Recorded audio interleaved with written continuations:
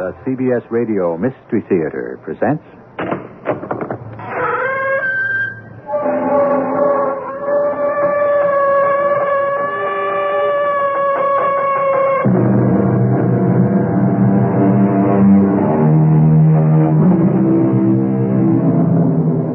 Come in. Welcome. I'm E.G. Marshall. It was the immortal Satchel Paige who said it. Never look back. Something might be gaining on you. A philosophy not without its merits, as Lot's wife, for example, could attest to. But like all truisms, there should be exceptions to prove the rule. This is the story of a girl who learned that. What is happening, Susan? It's all right, Mrs. Rhoda. Just make sure your seatbelt is fastened and cross your arms in front of your face, like this. Mesdames et messieurs, we are encountering some difficulty. As a precaution, make sure all seatbelts are fastened and the chair is in the upright position as for landing. As indicated in the manual, please cross your arms.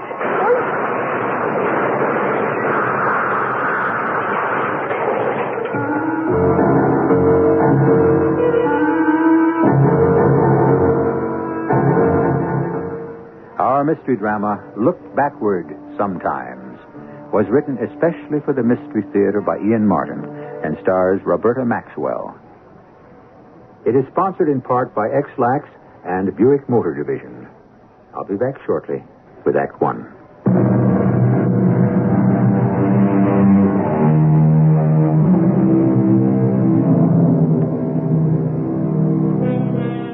The whole world loves Susan Talbot. Well, perhaps that's a slight overstatement. But certainly few Americans are unfamiliar with the snub-nosed gamine face, the intense but sparkling blue eyes and winning smile, and the flashing grace of that lithe, sunburned young body on a tennis court. A lady on whom fortune has smiled in reward for long, hard years of self-denial and discipline. Now she's reaping the rewards. The world is her oyster, and everything is coming her way. Money, fame, victory, as it is for her husband, Tony Marquis, everybody's choice for top singer of the year. But never forget Lord Byron's dire line, whom the gods love, die young. Way to go, Susie. Beautiful. Beats the right out for the backhand, down the line. Clean winner. Oh, your protege's a winner, all right, Bill. Oh, you know it. That's the service break she needs. Now, she'll take the match now, Tony. Mm-hmm. Which means she'll definitely go to Rome? But of course. She needs the Italian championship to keep ahead of the pack. And win #1 ranking. Right. The closer she gets to it, the tougher it is to hold on to. Yeah. Gets tougher and tougher to hold on to a lot of things. Oh, look at that passing shot. Beautiful. What'd you say? Nothing. Tony? What? Tony, she's given up an awful lot to get where she is. Now, you're not going to deny her what she's got at last, huh? Bill, I want a wife, not a champion. You want to know something? What? Right now, I'm sitting here rooting for her to lose this match, get eliminated. Because then maybe I'd stand a chance of talking her out of going to Rome. How do you like them apples, Mr. Tennis Pro? Well, I don't. Oh, the way it falls, I don't have to. Susie just took Baroshin in straight sets. She won.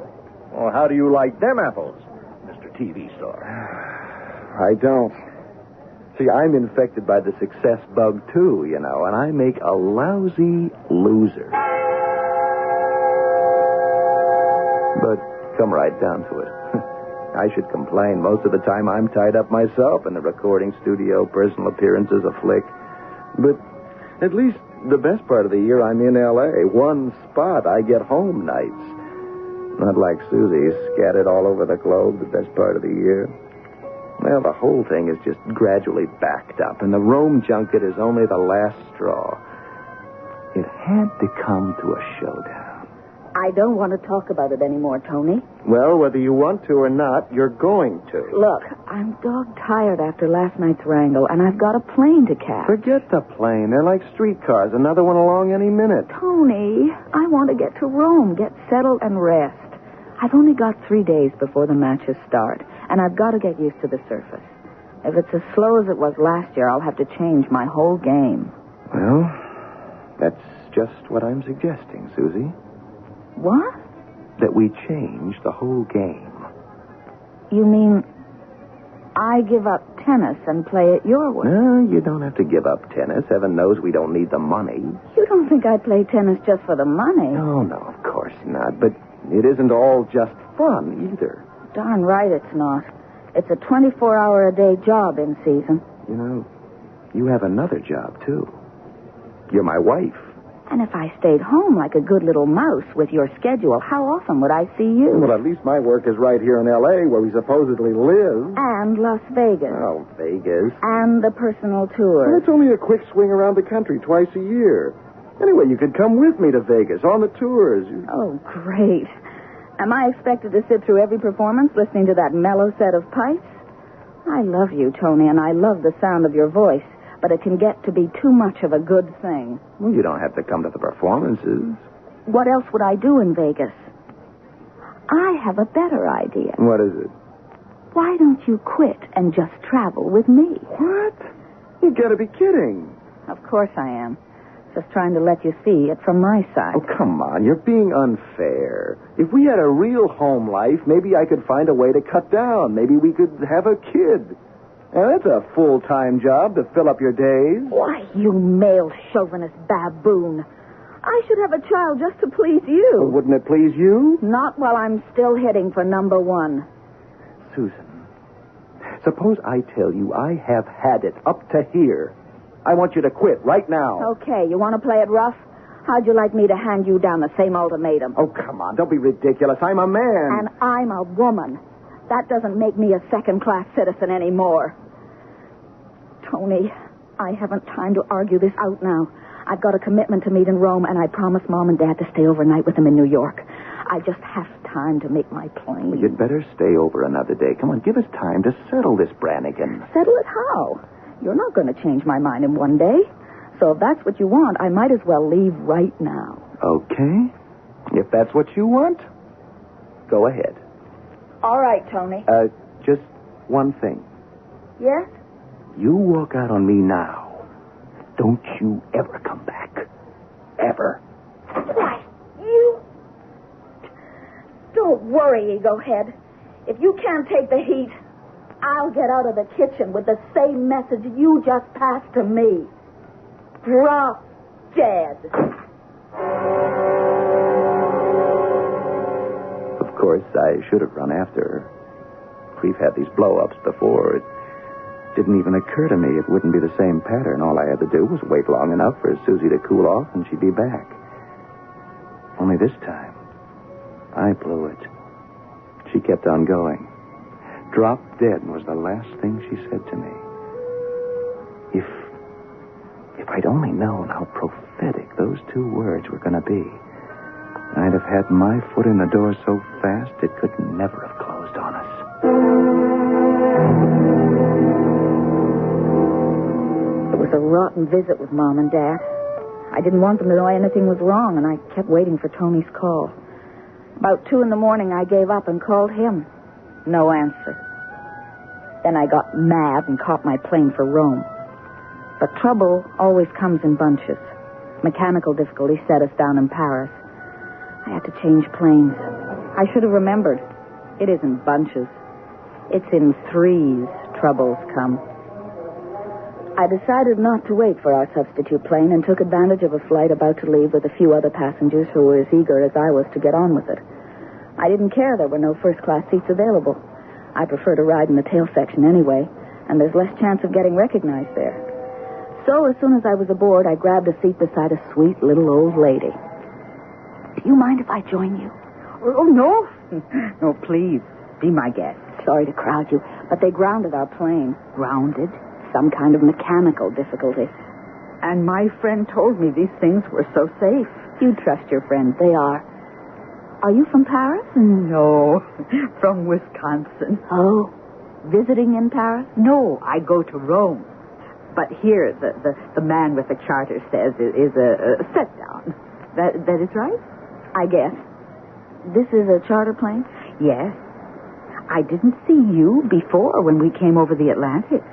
Because I wasn't on this plane. Oh. They grounded our plane, you see, and we had to transfer so we could go on to Rome. Ah, so you're going to Rome, too. That's nice. Oh, what does it say on the little box that lights up front? Oh, fasten your seatbelt. We're about to taxi to take off. Oh, excuse me for asking. Not at all.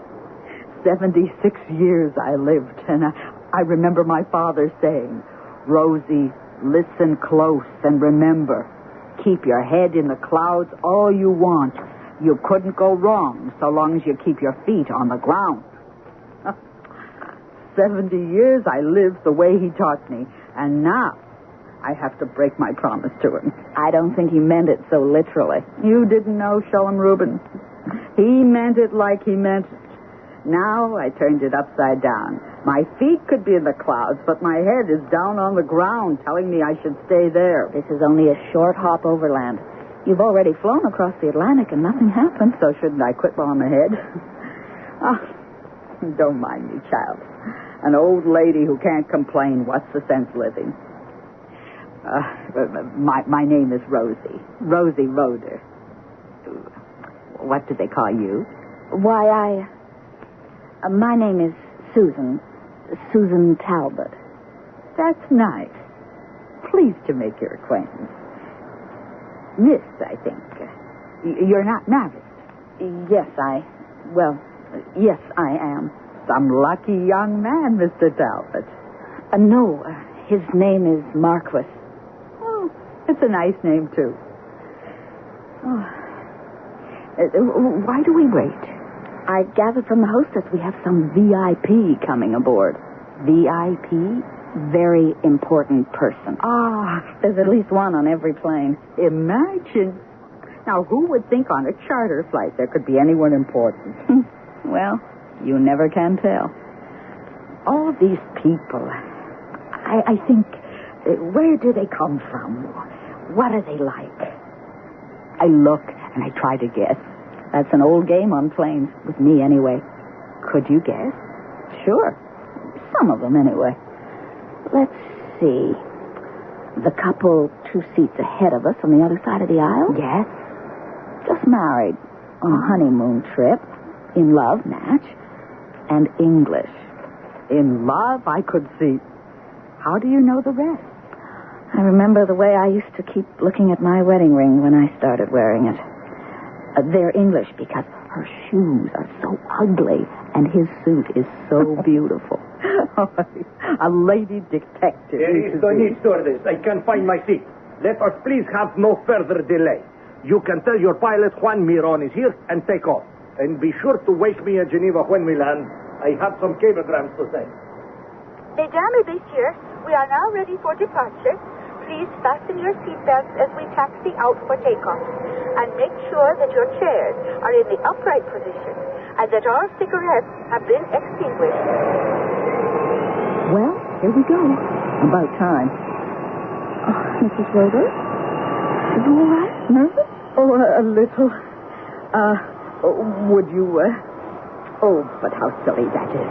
Would you like me to hold your hand? Oh, would you mind?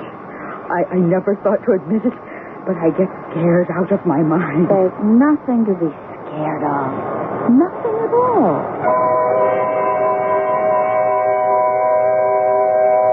The safest method of transportation in the world. Susan was right to reassure a worried old lady of 76, except there was one thing she couldn't know. That her premonition of trouble coming in threes was to be fulfilled. For this particular plane, on this particular flight, with certain particular passengers, had a rendezvous with destiny. I shall return shortly with Act 2.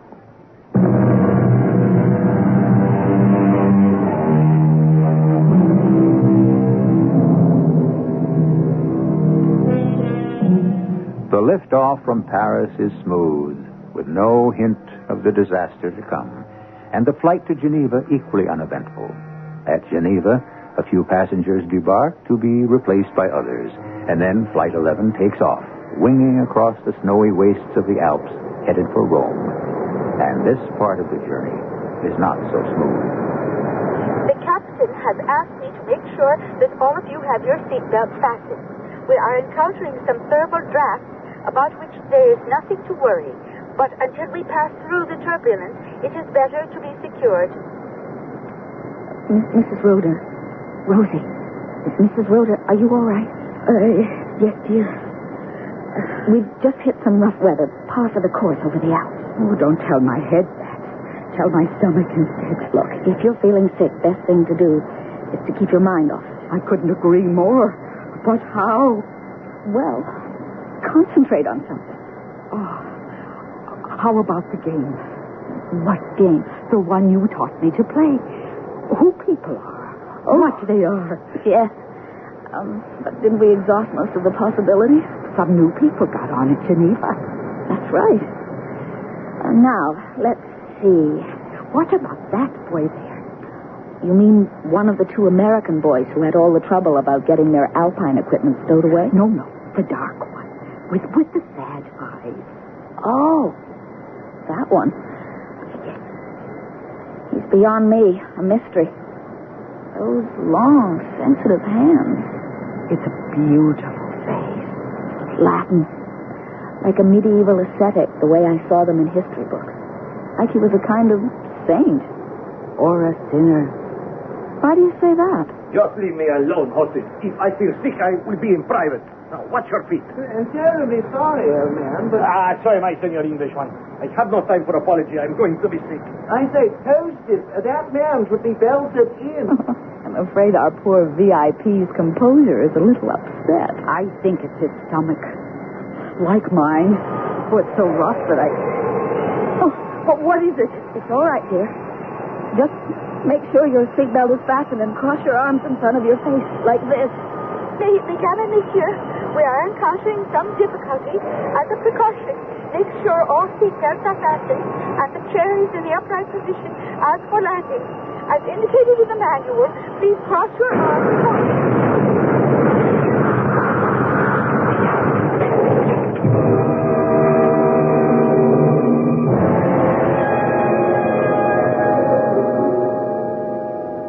I came home, dog-tired from a show rehearsal to the empty house, poured myself a scotch.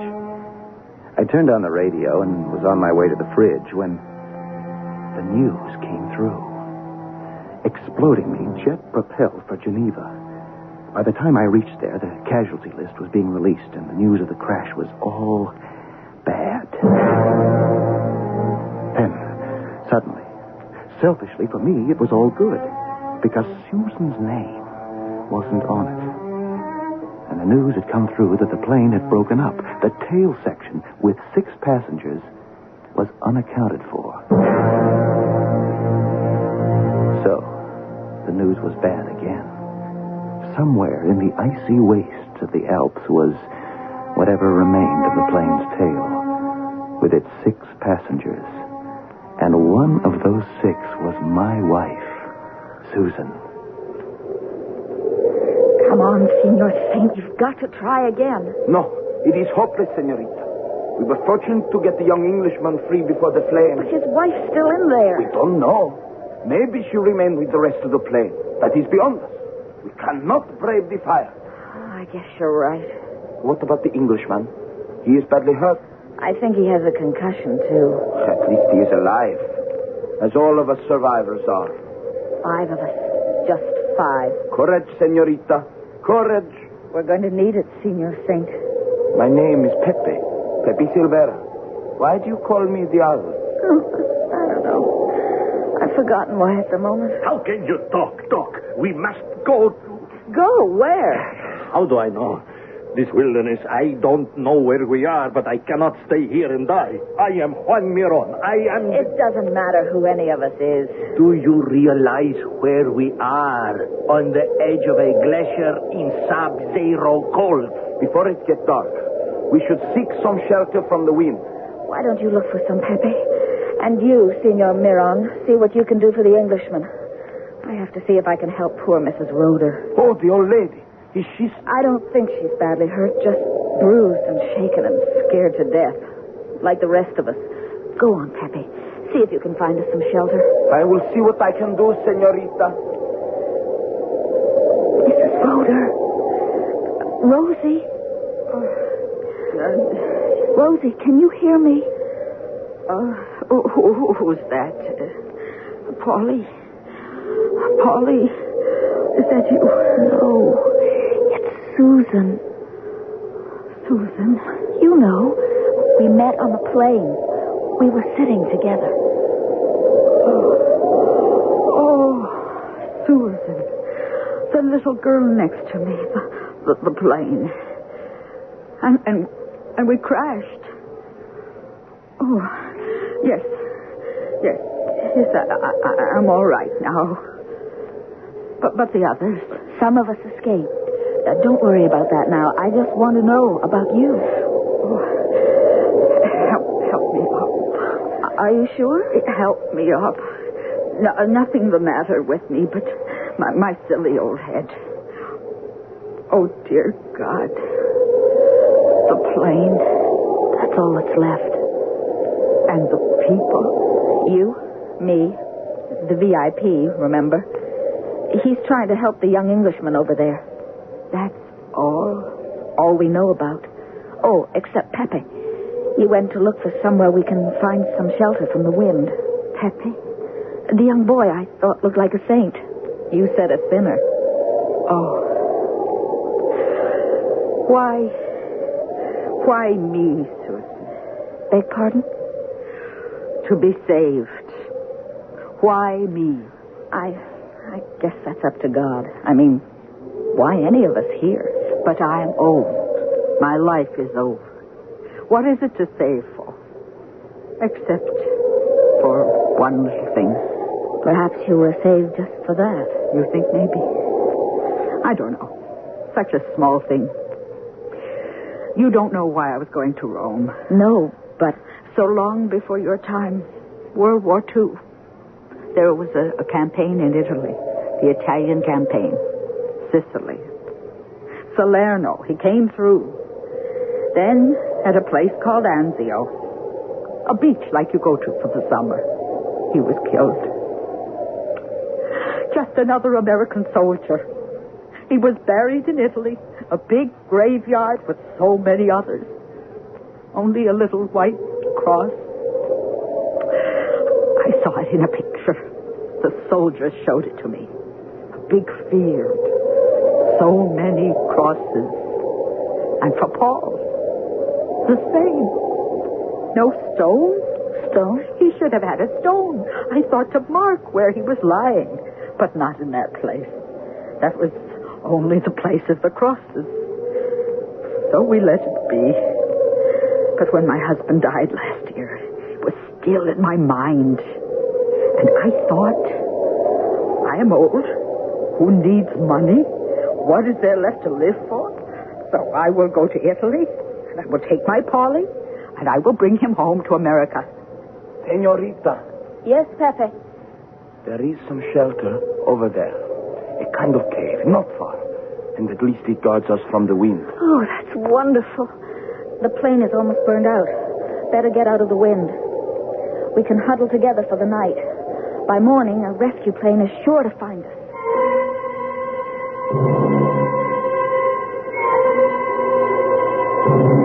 Here, Rosie.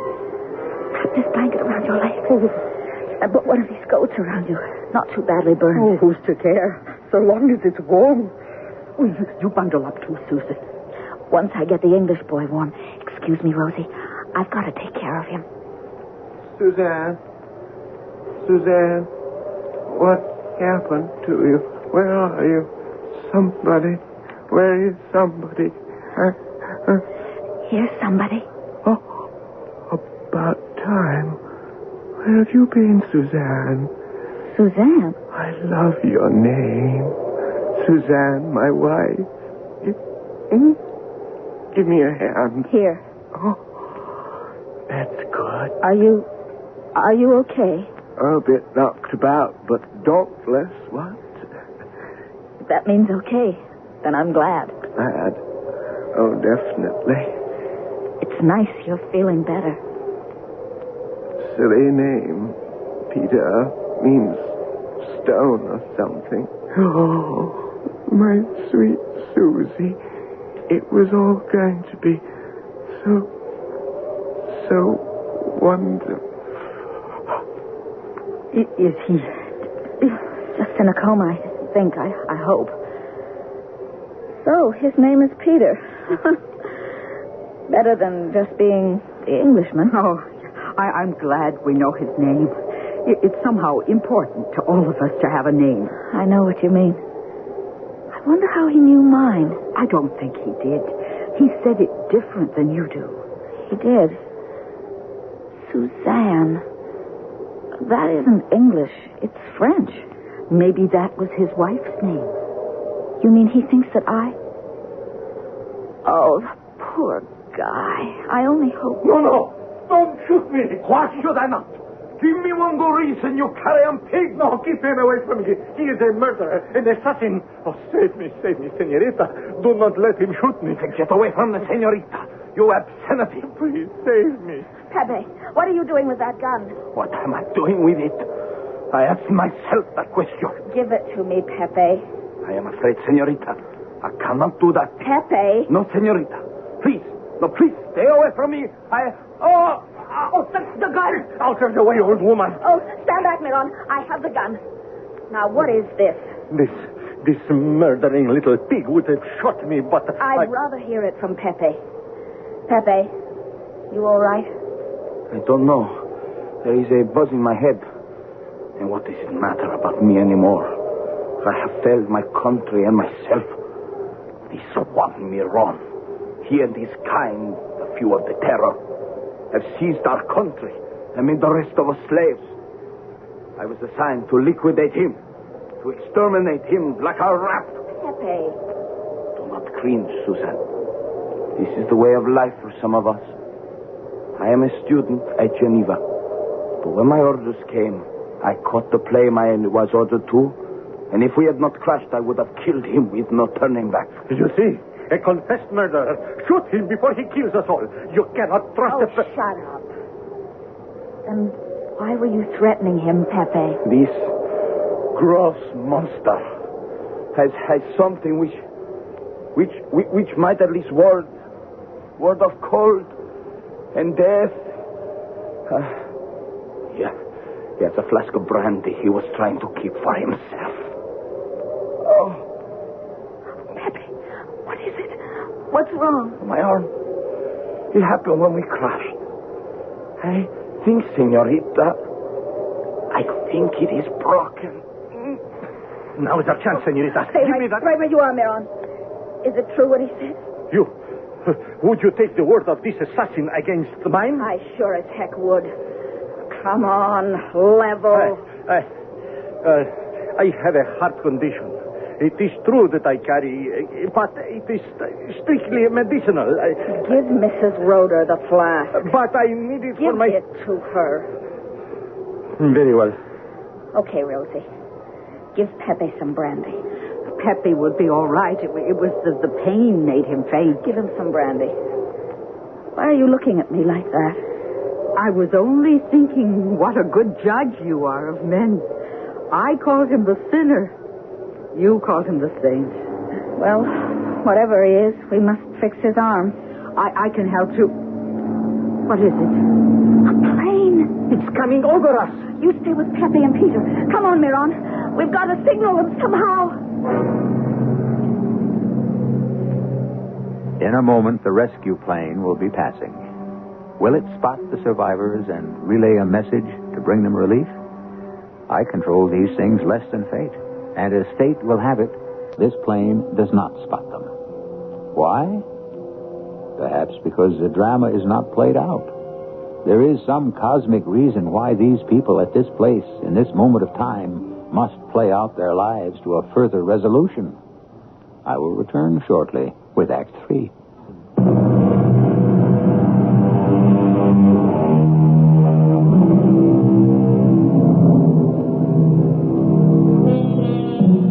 Five people clinging to the side of a mountain in the frozen Alps. With dusk, a rescue plane has missed them, and now they must huddle together through the night, striving for warmth to last it out, praying for the dawn and the chance that searching planes will locate them. No one else to shape their destiny but a young girl with a gun, accustomed to the discipline of the athlete, but not prepared for a command position, except for the symbol of her rule, the gun. Now it is the next morning. Senorita Talbot. You know me? Yes, I play some tennis myself. Yes, I know you, senorita. Now you listen to me carefully. We must get out of this. We all have to. A moment ago, the mist lifted, and I think I spotted a town far below. How does that help us? I will not mince words. I am a rich and very powerful man, senorita. I can make you rich, too, when we return. Now, it is snowing already and getting heavier. And soon, all signs of the plane will be obliterated. We are the only strong. We must escape together. How? There were two young Americans who brought some climbing equipment aboard the plane. I managed to drag it out. It was not burned. You and I could escape down the mountain. What about the others? An assassin, a dying Englishman, and an old woman. They're weak. Let them die. We are the strong who deserve to live. Well, senorita, what do you say? Senorita Talbot, wait. I promise when we return, you will... Susan, darling, did that plane see us? I don't know. Do you think they know we are here? I don't know. How's Peter? Oh, you can see about the same. And Pepe? He is resting. I did what I could for his arm and gave him some brandy. Oh, here, child, you need some yourself. You're half frozen. Thanks. It's like cold. That helps. Mr. Miron must be frozen, too. I'll take him some. No, you shouldn't. It's better for me to move my old bones a little. I didn't mean that. I meant... Oh, nothing. I suppose at least physically you can call him a human being. Give him his ration of brandy. Mr. Miron, would you like a little brandy, maybe to ward off? Senorita. Pepe, I thought you were asleep. Not while he is around. He has troubled you, this Miron. He doesn't trouble me, Pepe. He makes me want to throw up. What did he want? He wanted us to climb down the mountain together and leave the rest of you here. Perhaps I should have killed him, after all. That never solves anything, Pepe. You are right. Looks like there might be hope for the human race. It is what I must believe. Yes. And for the individual, too. I wonder. This Senora Rhoda, we have been talking, and she has told me of her son. We are of the same age, her son and I. I mean, when he died. And she has asked me if I want to return to America with her. Would you go with her? Would I? I think you should, Pepe. You were not made for hate. What you are interested in is justice. You can find that in America. She is quite alone. She lives on a small farm. There is no one left to work it. Then go. You are not her son, but you can fill out her last years and find yourself and where you want to go at the same time. She's very lonely, like you. Oh, it is a dream of the most miraculous... no, but it cannot work. Why not? When we return to civilization, Miron will arrange it so I rot in jail for the rest of my life. When the time comes, Pepe, we'll see. In the meantime, I don't like guns. So I feel I can return this now. Look at it's Miron. Forgive me, senorita, if I was too rough. But it was necessary, you see, that I have the gun. Now, we are at last back to where we belong. Miron, you pig! I swear. Quiet, assassin. Now, listen to me, all of you. The snow is starting to get heavy. Before it gets dark, the Senorita Talbot and I are leaving to go down the mountain. I am not going with you. There is one place too steep to manage alone. It will take two healthy people. The Englishman is no use. The old lady, she's too old. My friend, the assassin, has a broken arm. You will go with me, or I shoot the rest of them. You had better go, senorita. No, sir, not on your life or mine. You'd have to shoot me, too. You go alone. or stay with the rest of us, Senor Miron. A plane! There is a plane that's coming. Oh, she is right. A helicopter. He's almost over us. He's going to land. Senorita, we're safe. Oh, Senorita Talbot, what is it? Miron, help me. She's fainted.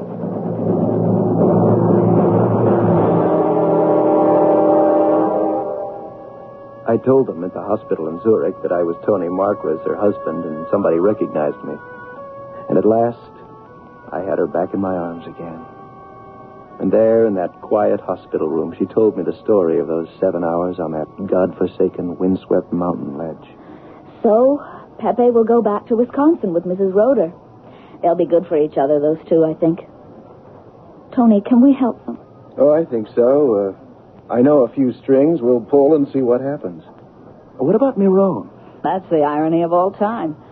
I guess he really did have a heart condition. He collapsed on the way to the hospital and was dead before they got him there. For his sins. Seems that God was with you all the way. All of us. Oh, Tony. How long is it since I walked out on you? 1,000 years? It'll seem that way if you don't intend to walk back in. If you'll have me.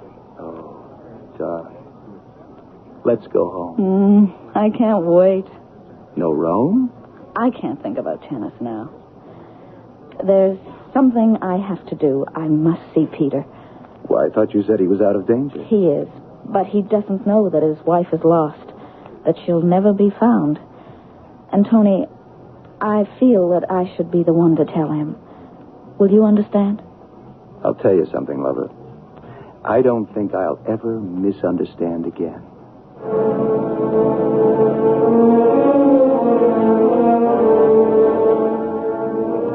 Suzanne. Susie. Yes, Peter. I'm here. Suzanne. You're not Suzanne. No, Peter. But I know you. Your face. Yes, you were on the plane. Yes, Peter, I was on the plane. We crashed, didn't we? But why are you here? Where's Suzanne? Peter, listen to me. Suzanne...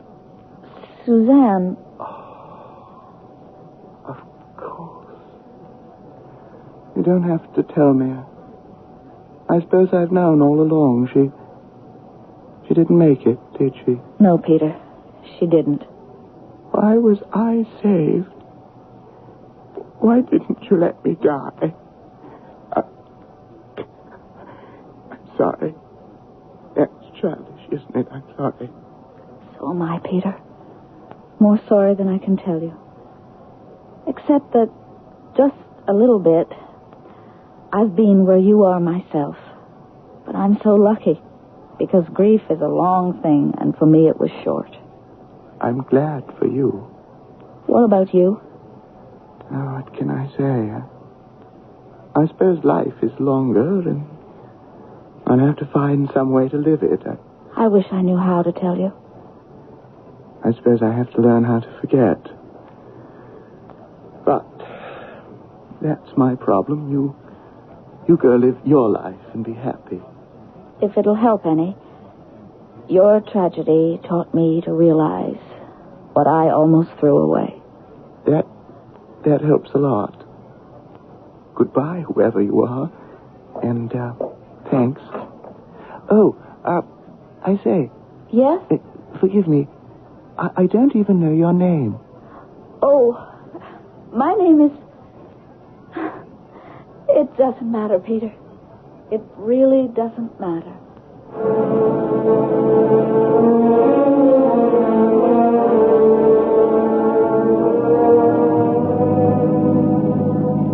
Where are we going, Tony? Well, I don't know. Do you? Yes. Back to Geneva, I guess, and the next plane for Rome? I'm not going to Rome. Tennis isn't that important anymore. Well, singing isn't that important either. You want to go? You want to have me? I'll go where you go. Darling, Turn it around. It makes more sense. I go where you go. Susie, in the last few days, I lost you twice. Never again. I'll do anything to keep you. That goes double. I can always sing. I can wait a few years. Hey, let's have you go up to the top first. No, Tony. I won't let you give up your career. Mine doesn't matter anymore. Now, wait a minute. No. Now, you hold up and listen to me. This isn't something that either of us has to sweat out deciding. It's already being done for us. Mm-hmm. And what does that mean? Something I found out in the hospital. I'm not going to be eligible for singles much longer, and I can't qualify for doubles, mixed or otherwise, because my partner's too young to handle a racket. What? All he or she will be good for is making a racket. Susie, you aren't... Now, you mean we're going to have a baby? That's why they held me in the hospital for observation. I almost lost it. Oh, but you're all right now. Mother and child are doing fine. Oh, darling, I love you. And I love you. Oh. What is it? Can't you hear them blowing their horns? We're blocking traffic. Forget them. They don't know where they're going. We're the only ones who do.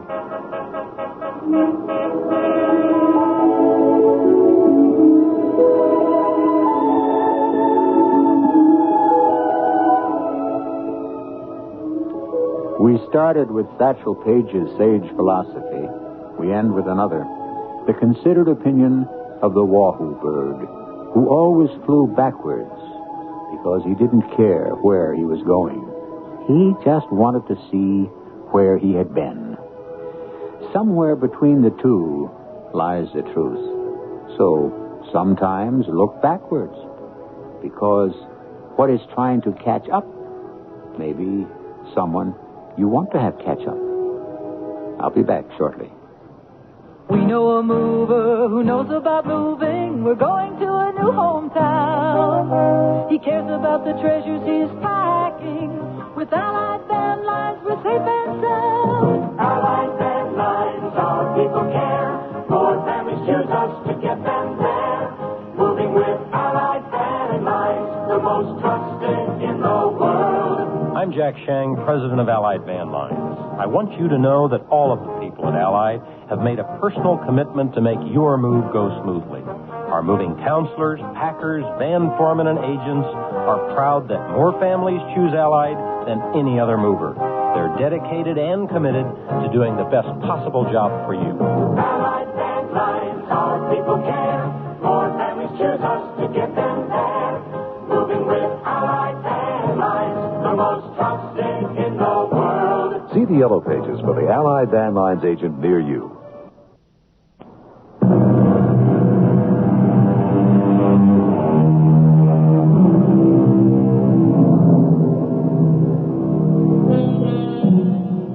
Within 4 weeks after the birth of her child, Susan was back on the courts. Within 6 months, she had her game back. And picking only the major tournaments, I don't have to tell you what she accomplished in the last year. Not only #1 in tennis, but Sportswoman of the Year. Now she plays weekend tennis, and not so much of that. Tony and she have a boat, and the beginnings of a crew. Tony Jr.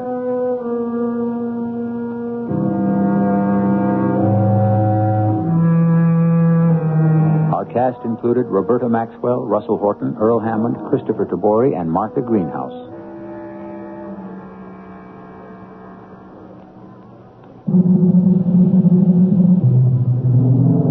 The entire production was under the direction of Hyman Brown. Radio Mystery Theater was sponsored in part by Buick Motor Division and X-Lax. This is E.G. Marshall inviting you to return to our Mystery Theater for another adventure in the macabre. Until next time, pleasant dreams.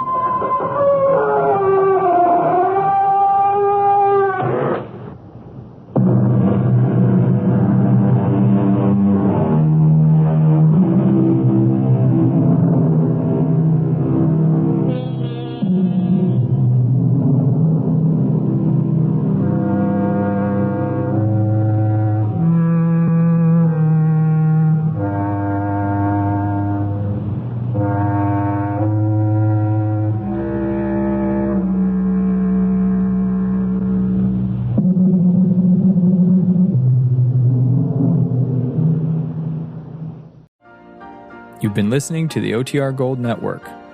Find more classic radio at otrgold.com.